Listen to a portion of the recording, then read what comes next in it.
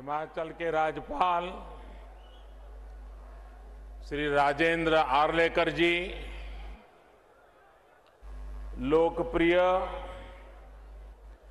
और ऊर्जावान मुख्यमंत्री श्री जयराम ठाकुर जी, पूर्व मुख्यमंत्री धूमल जी, केंद्र में मंत्री परिषद के मेरे सहयोगी अनुराग जी, संसद में मेरे साथी श्री सुरेश कश्यप जी, किशन कपूर जी, बहन इंदु गोस्वामी जी और हिमाचल के कोने कोने से यहां पधारे मेरे प्यारे भाइयों और बहनों,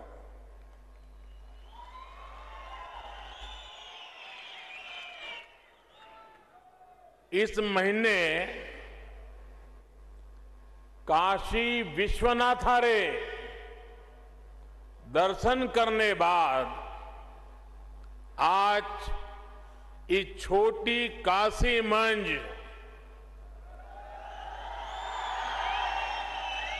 बाबा भूतनाथरा,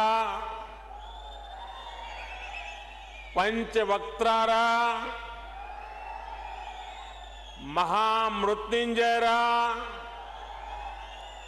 आशीर्वाद लेने रा मौका मिलिया।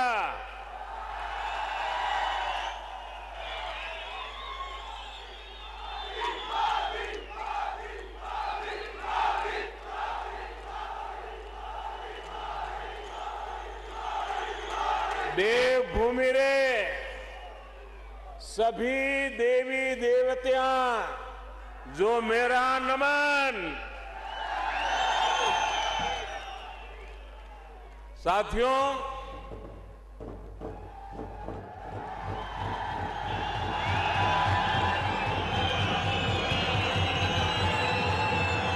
हिमाचल से मेरा हमेशा से एक भावात्मक रिश्ता रहा है। हिमाचल की धरती ने हिमालय के उत्तुंग शिखरों ने मेरे जीवन को दिशा देने में अहम भूमिका निभाई है।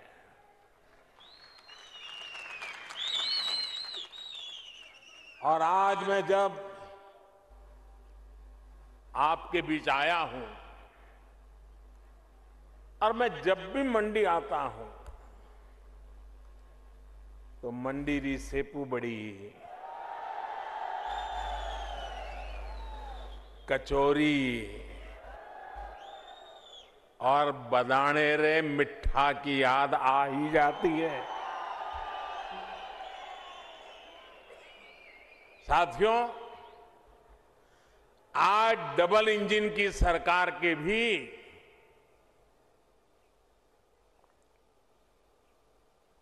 4 साल पूरे हुए हैं। सेवा और सिद्धि के इन 4 सालों के लिए हिमाचल के जनता जनार्दन को बहुत बहुत बधाई देता हूं। और इतनी बड़ी तादाद में और ऐसी कड़ाके की ठंड में हम सबको आशीर्वाद देने के लिए आना, इसका मतलब ही है कि इन 4 साल में हिमाचल को तेज गति से आगे बढ़ते हुए आपने देखा है। जयराम जी और उनकी परिश्रमी टीम ने हिमाचल वासियों के सपनों को पूरा करने के लिए कोई कोर कसर नहीं छोड़ी है। इन 4 वर्षों में 2 साल हमने मजबूती से कोरोना से भी लड़ाई लड़ी है और विकास के कार्यों को भी रुकने नहीं दिया। बीते 4 सालों में हिमाचल को पहला एम्स मिला। हमीरपुर, मंडी, चंबा और सिरमौर में 4 नए मेडिकल कॉलेज स्वीकृत किए गए। हिमाचल की कनेक्टिविटी को सशक्त करने के लिए अनेक विध प्रयास भी जारी हैं। भाई और बहनों, आज यहां मंच पर आने से पहले मैं हिमाचल प्रदेश के औद्योगिक विकास से जुड़े कार्यक्रमों में इन्वेस्टर्स मीट में शामिल हुआ और यहां एक जो प्रदर्शनी लगी है उसे देख करके भी मन अभिभूत हो गया। इसमें हिमाचल में हजारों करोड़ रुपए के निवेश का, युवाओं के लिए अनेक नए रोजगार का मार्ग बना है। अभी यहां थोड़ी देर पहले 11,000 करोड़ रुपए की लागत वाले 4 बड़े हाइड्रो इलेक्ट्रिक प्रोजेक्ट्स का शिलान्यास या फिर लोकार्पण भी किया गया है। इनसे हिमाचल की आय बढ़ेगी और रोजगार के हजारों अवसर भी बढ़ेंगे। सावड़ा कुड्डू प्रोजेक्ट हो, लूहरी प्रोजेक्ट हो, धौला सिद्ध प्रोजेक्ट हो या रेणुका जी प्रोजेक्ट, ये सभी हिमाचल की आकांक्षा और देश की आवश्यकता की पूर्ति दोनों के माध्यम से होने वाली है। सावड़ा कुड्डू बांध तो पियानो की आकृति वाला एशिया का पहला ऐसा बांध है। यहां पैदा हुई बिजली से हिमाचल को हर वर्ष लगभग 125 करोड़ रुपए की आय होगी। साथियों, श्री रेणुका जी हमारी आस्था का अहम केंद्र है। भगवान परशुराम और उनकी मां रेणुका जी के स्नेह की प्रतीक इस भूमि से आज देश के विकास के लिए भी एक धारा निकली है।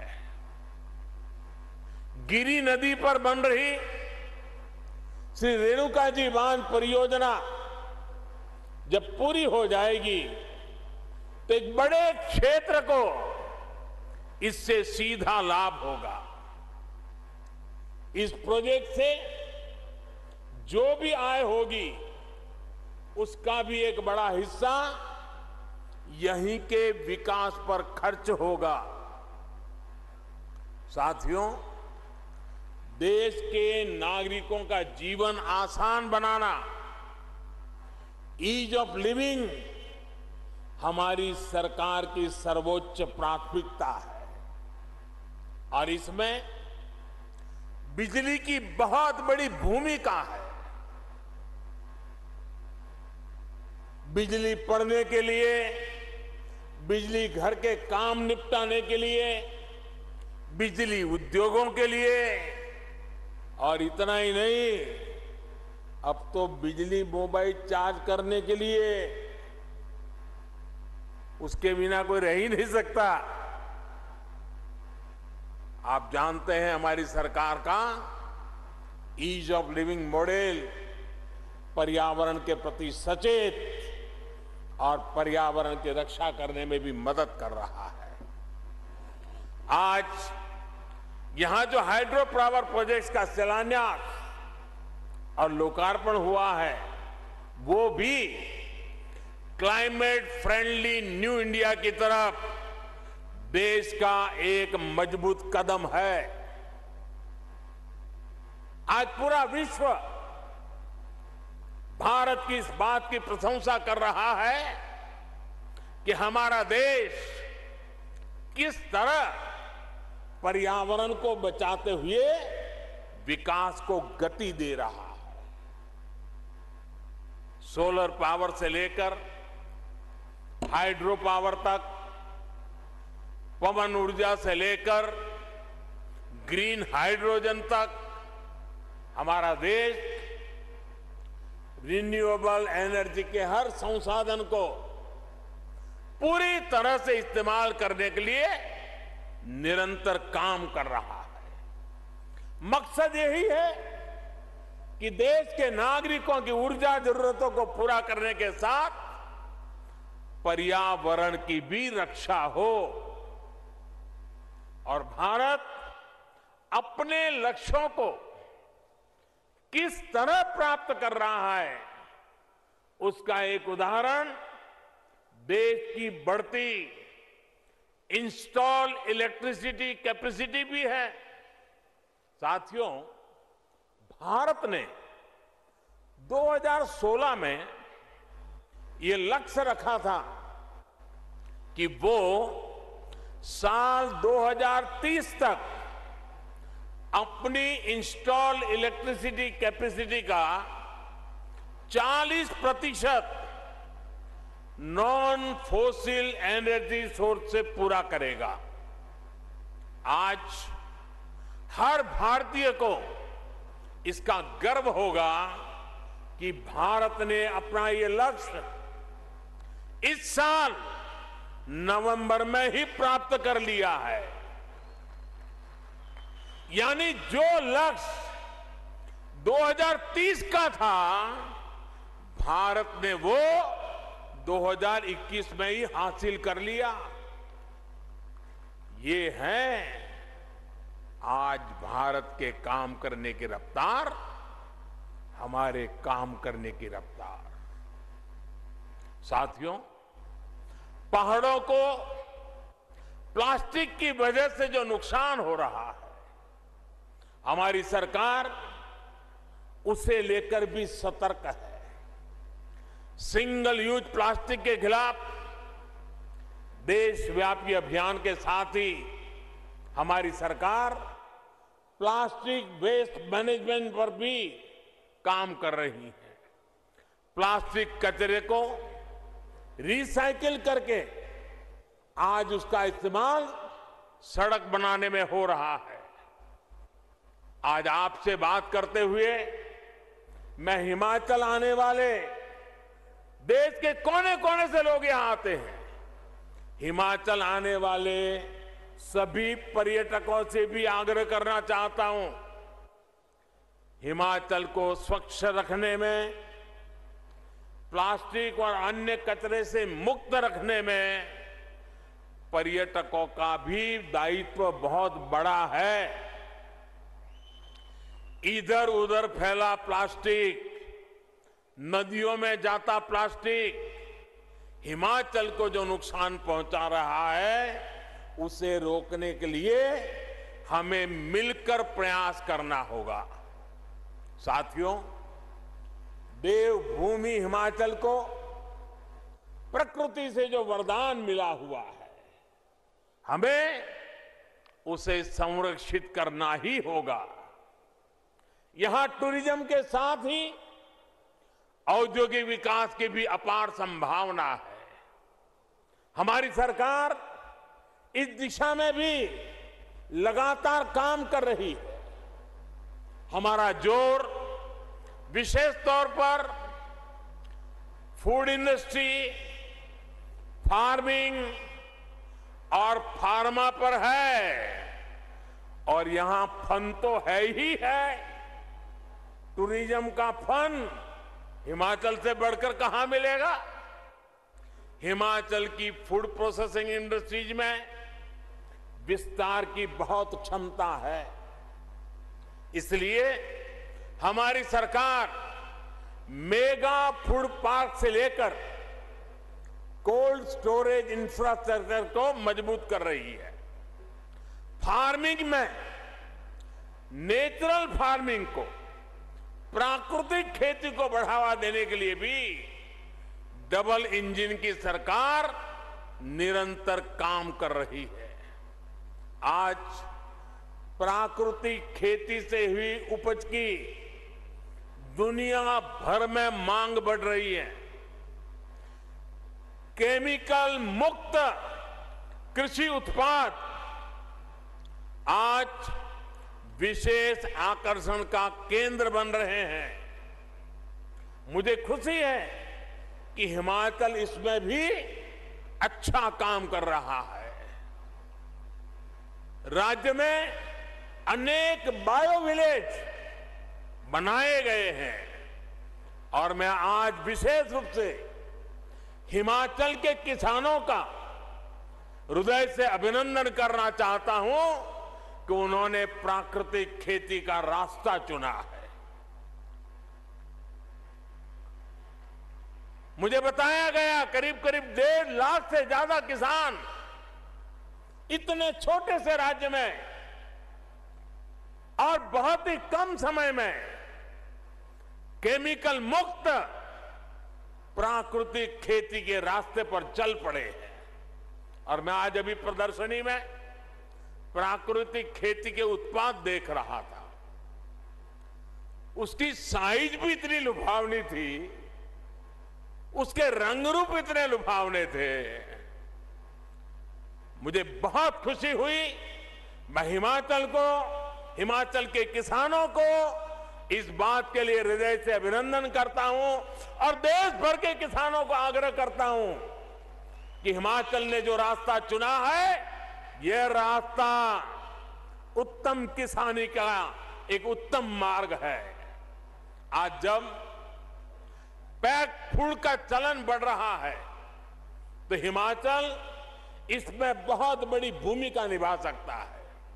साथियों, हिमाचल प्रदेश देश के सबसे महत्वपूर्ण फार्मा हब में से एक है। भारत को आज फार्मेसी ऑफ द वर्ल्ड कहा जाता है, तो इसके पीछे हिमाचल की बहुत बड़ी ताकत है।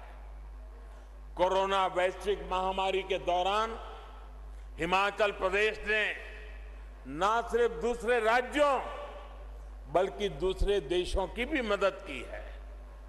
फार्मा इंडस्ट्री के साथ ही हमारी सरकार आयुष इंडस्ट्री, नेचुरल मेडिसिन से जुड़े उद्यमियों को भी बढ़ावा दे रही है। साथियों, आज देश में सरकार चलाने के 2 अलग अलग मॉडल काम कर रहे हैं। एक मॉडल है सबका साथ, सबका विकास, सबका विश्वास और सबका प्रयास।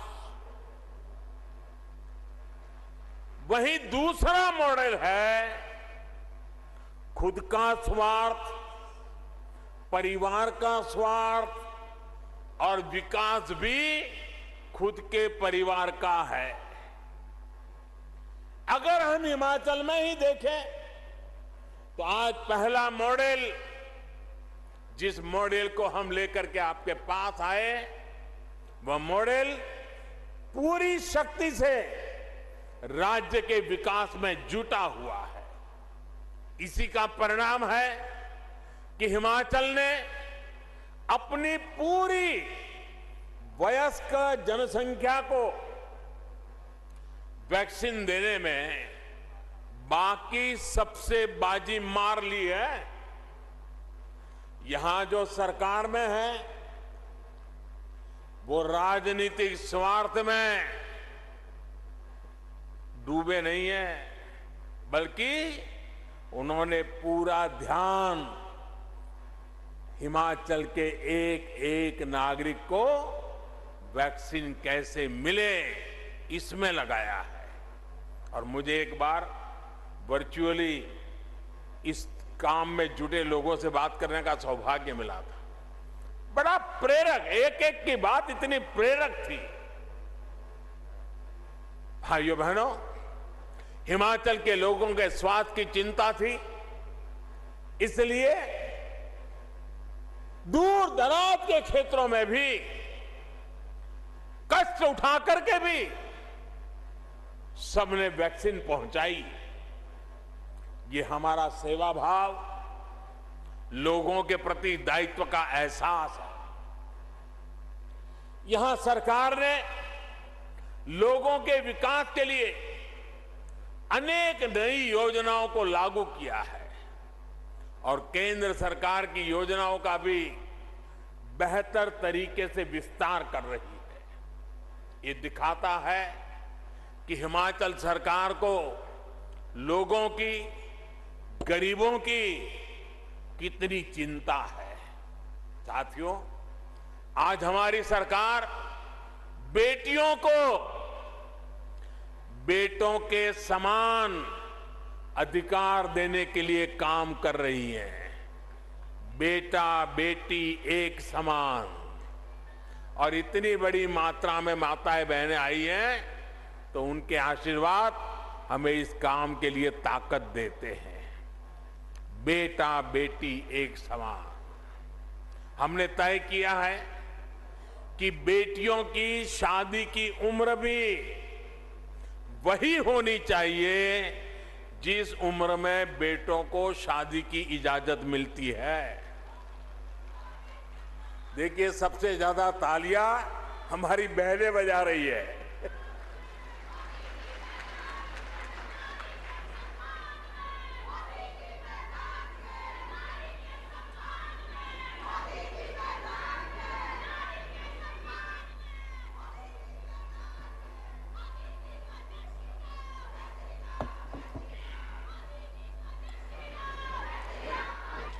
बेटियों की शादी की उम्र 21 साल होने से उन्हें पढ़ने के लिए पूरा समय भी मिलेगा और वो अपना कैरियर भी बना पाएगी। हमारे इन सारे प्रयासों के बीच आप एक दूसरा मॉडल भी देख रहे हैं जो सिर्फ अपना स्वार्थ देखता है, अपना वोट बैंक देखता है।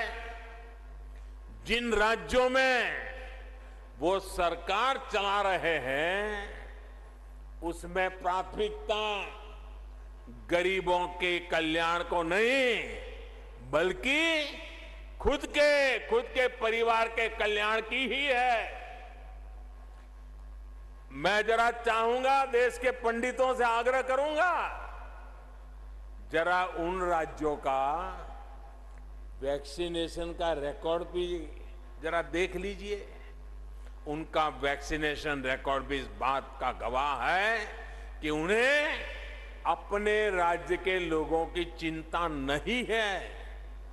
साथियों, हमारी सरकार पूरी संवेदनशीलता के साथ, सतर्कता के साथ आपकी हर आवश्यकता को ध्यान में रखते हुए निरंतर काम कर रही है। अब सरकार ने तय किया है कि 15 से 18 साल के बीच जो बच्चे हैं, बेटे बेटियां हैं, उनको भी 3 जनवरी सोमवार से वैक्सीन लगाना शुरू हो जाएगा।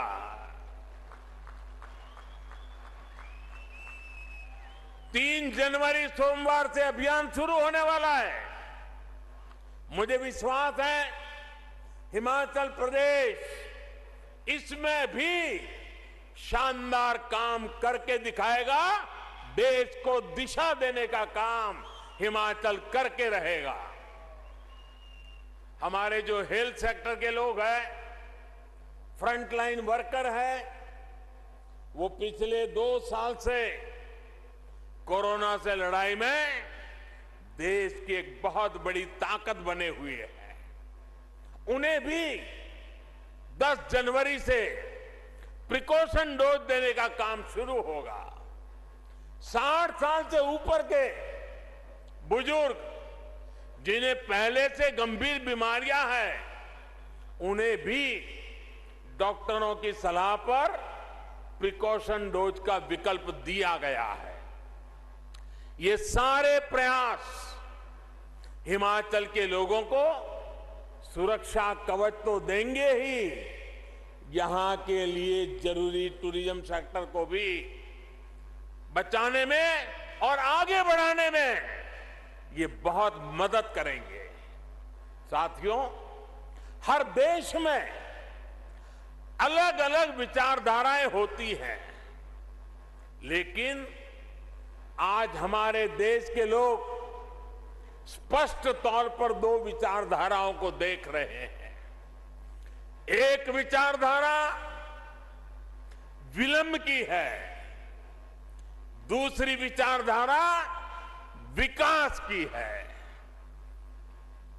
विलंब की विचारधारा वालों ने पहाड़ों पर रहने वाले लोगों की कभी परवाह नहीं की, चाहे इंफ्रास्ट्रक्चर का काम हो, लोगों की बुनियादी सुविधा देने का काम हो। विलंब की विचारधारा वालों ने हिमाचल के लोगों को दशकों तक इंतजार करवाया। इसी वजह से अटल टनल के काम में बरसों का विलंब हुआ। रेणुका जी परियोजना में भी 3 दशकों का विलंब हुआ। उन लोगों की विलंब की विचारधारा से तद्दन अलग हमारा कमिटमेंट सिर्फ और सिर्फ विकास के लिए है, तेज गति के विकास के लिए है। हमने अटल टनल का काम पूरा करवाया। हमने चंडीगढ़ से मनाली और शिमला को जोड़ने वाली सड़क का चौड़ीकरण किया। हम सिर्फ हाईवे और रेलवे इंफ्रास्ट्रक्चर ही विकसित नहीं कर रहे, बल्कि अनेकों जगह हम रोपवे भी लगवा रहे हैं। हम दूर दराज के गांवों को प्रधानमंत्री ग्राम सड़क योजना से भी जोड़ रहे हैं।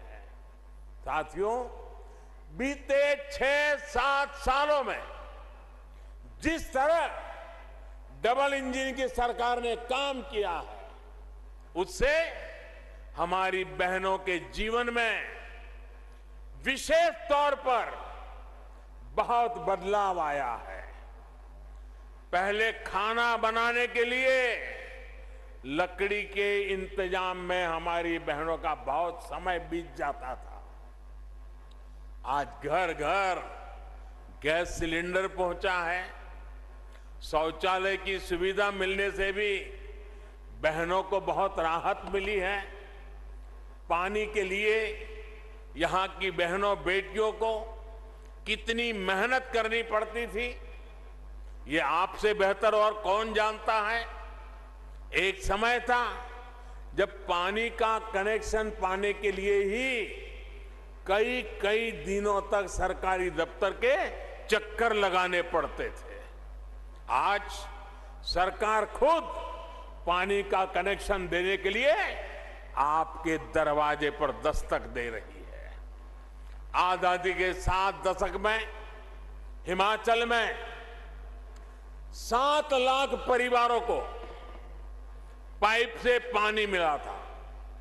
7 दशक में 7 लाख परिवारों को। सिर्फ 2 साल के भीतर ही, और वो भी कोरोना काल होते बावजूद भी, 7 लाख से अधिक नए परिवारों को पाइप से पानी मिल चुका है। 7 दशक में 7 लाख कितने? 7 दशक में कितने? जरा उधर से भी आवाज आए, कितने? 7 दशक में 7 लाख। और हमने 2 साल में दिए 7 लाख और नए। कितने दिए? 7 लाख घरों में पानी पहुंचाने का काम। अब लगभग 90% आबादी के पास नल से जल की सुविधा है। डबल इंजन सरकार का यही लाभ होता है। केंद्र सरकार का एक इंजन जिस योजना को शुरू करता है, राज्य सरकार का दूसरा इंजन उस योजना को तेज गति से आगे ले जाता है। अब जैसे आयुष्मान भारत योजना का उदाहरण है, इस योजना को आगे बढ़ाते हुए राज्य सरकार ने हिम केयर योजना शुरू की और ज्यादा लोगों को 5 लाख रुपए तक के मुफ्त इलाज के दायरे में लाई। इन योजनाओं में हिमाचल के लगभग 1.25 लाख मरीजों को फ्री इलाज मिल चुका है।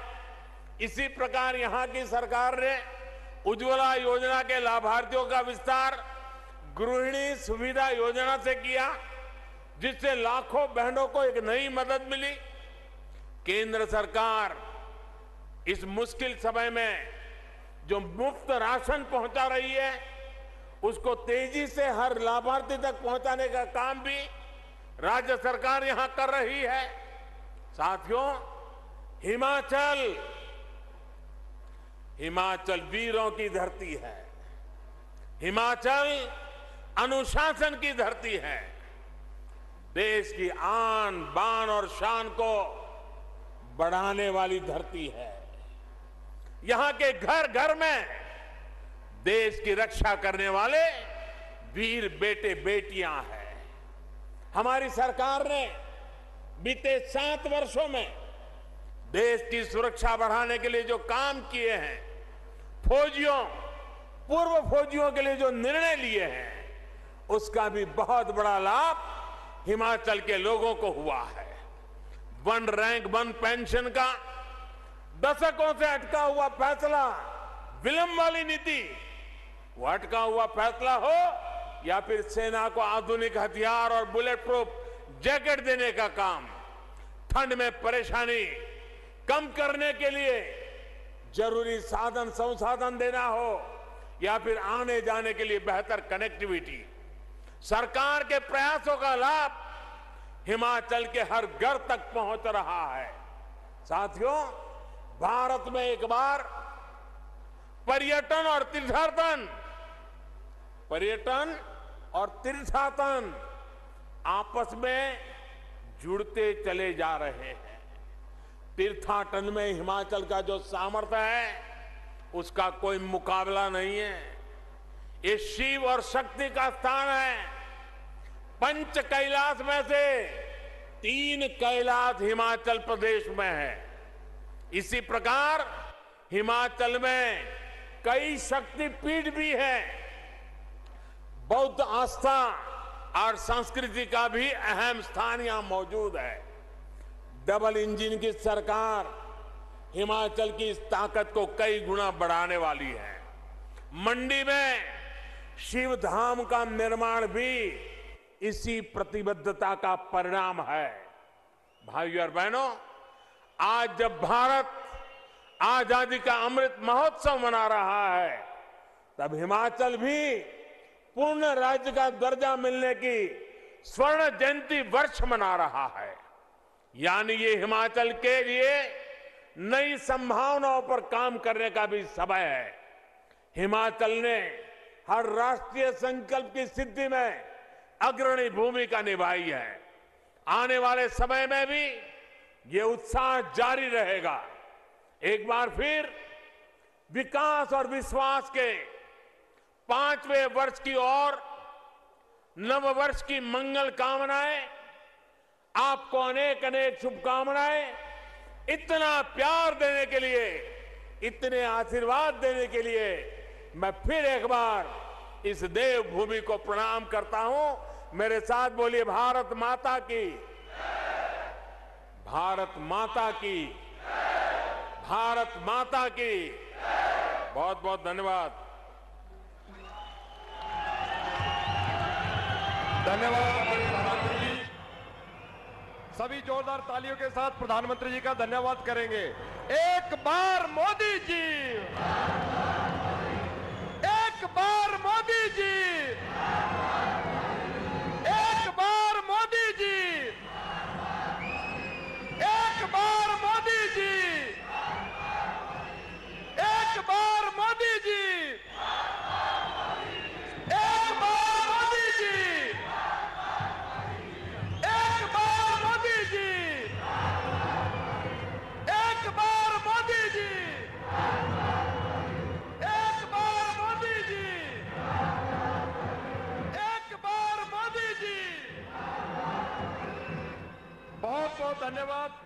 माननीय प्रधानमंत्री जी